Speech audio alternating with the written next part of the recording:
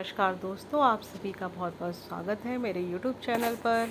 तो दोस्तों, आज जो आप ये ब्यूटीफुल सा फ्लावर देख रहे हैं, ये प्लांट इसको मैंने कह सकते हैं पिछले सीज़न में कटिंग ग्रो की थी।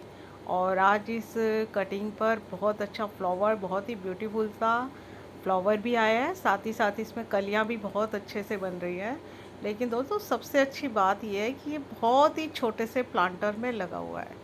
तो आप भी अगर हिबिस्कस की कटिंग्स वगैरह ग्रो करते हैं तो पहले इसको छोटे से प्लांटर में लगाइए। लेकिन उसके लिए आपको एक चीज़ का ध्यान रखना होगा कि आपको सॉइल मीडिया कैसी बनानी है। तो सबसे पहले हम लेंगे वर्मी कंपोस्ट ले लेंगे, और वर्मी कंपोस्ट से के साथ में हम लेंगे कोकोपीट। क्योंकि जब कोकोपीट और वर्मी कंपोस्ट का मिक्सचर हम सॉइल में इसको मिक्स करते हैं तो जो मॉइस्चर को होल्ड करने की इसमें बहुत अच्छी सी क्षमता कह सकते हैं। क्योंकि अभी जो है बहुत ही भीषण गर्मी चल रही है, तो ऐसे में कटिंग को ग्रो करना बहुत मुश्किल हो जाता है। तो दोस्तों, ये जो मैंने पीस लिए हैं तो उसमें से प्याज के छिलके जो होते हैं वो थोड़े से ड्राई ड्राई होते हैं, तो उनका भी मैं यूज़ करूँगी सबसे नीचे प्लांटर में। लेकिन अगर आप नहीं करना चाहें तो आप इसको स्किप कर सकते हैं। लेकिन एक बहुत अच्छी सॉइल मीडिया बनाने के लिए हमें एक वेल ड्रेन सॉइल बनानी होती है और साथ ही साथ मॉइस्चर भी होल्ड रहे। तो उसके लिए तो आज मैं आपको कटिंग ग्रो करना दिखा रही हूँ। तो किस तरीके से मैं सिंपल तरीके से कटिंग ग्रो करती हूँ। तो ये मेरा मिनिएचर हिबिस्कस का प्लांट है। तो दोस्तों, कहते हैं कि वीडियो में चाहूँ तो मैं बहुत कुछ झूठ भी बोल सकती हूँ, लेकिन मैं सच कहती हूँ कि इसकी मैंने कई बार कटिंग्स लगाई हैं, लेकिन मेरी ये कटिंग सक्सेसफुल नहीं हो पाती। और हो सकता है अगर कोई चल भी गई होगी तो उसमें भी फ्लावर नहीं आया, तो मुझे आइडिया नहीं है। तो आज एक बार फिर से मैं ट्राई करती हूँ। तो उसके लिए बहुत ही अच्छी सॉइल मैंने बनाई है। ये मैंने अपने गार्डन की सॉइल ली है, और इसमें मैं मिक्स करूँगी अब कोकोपीट और साथ ही साथ वर्मी कंपोस्ट। तो जब हम अपनी कटिंग को ग्रो करेंगे तो देखिए इस तरीके से एक एक मुट्ठी ज़्यादा मैं नहीं ले रही हूँ, क्योंकि प्लांटर मैंने बहुत छोटा सा 6 इंच का प्लांटर लिया है। और आप देखेंगे कि इसको भी मैं पूरी तरीके से फिल नहीं कर रही हूँ।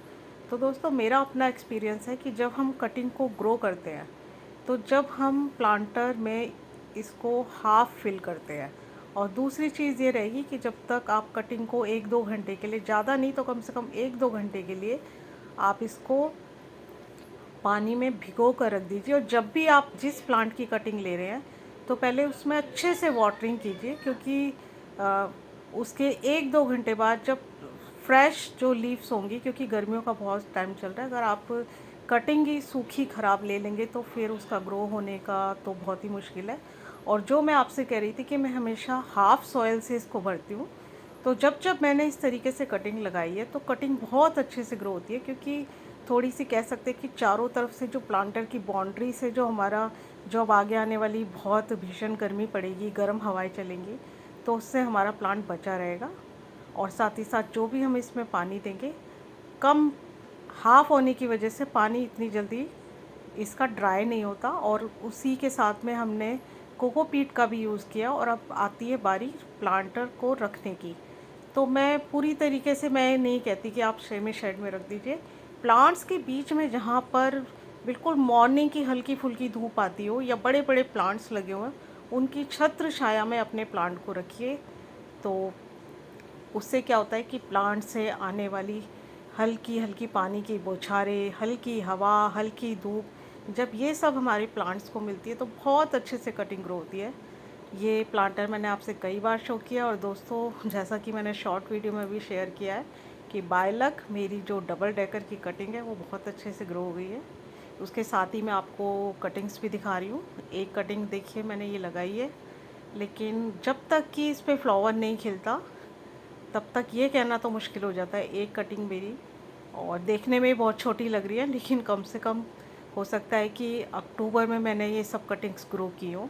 और अब धीरे धीरे जबकि सर्दियाँ निकल गई हैं तो एकदम से प्लांट को देख, जैसे अब ये अगर मैं कटिंग देखूँ तो ये काफ़ी ड्राई ड्राई सी दिख रही है, लेकिन फिर भी इसमें फुटाव हो गया है।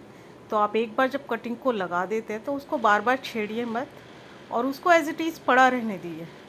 और उसके बाद देखिए, ये तो मेरे प्लांट, ये कहना अभी देखकर ऐसा लगेगा ही नहीं कि मैंने इन्हें कटिंग से ग्रो किया है। ये बहुत अच्छे से बड़े प्लांट में ऐसा लग रहा है जैसे नर्सरी से अभी इन्हें मैंने ख़रीदा हो।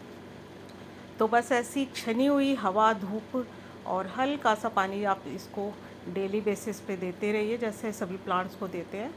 तो इस तरीके से जब आप कटिंग ग्रो करते हैं, और ये कटिंग मेरी यहाँ पर भी ग्रो हो गई है। तो वैसे तो अब मई की गर्मी आने वाली है, लेकिन मैंने सोचा कि चलो, जब डेली बेसिस में जो हम काम करते हैं तो कम से कम हिबिस्कस ग्रो करती ही रहती हूँ, और जब उसमें फ्लावर्स निकल के आता है तब पता चलता है।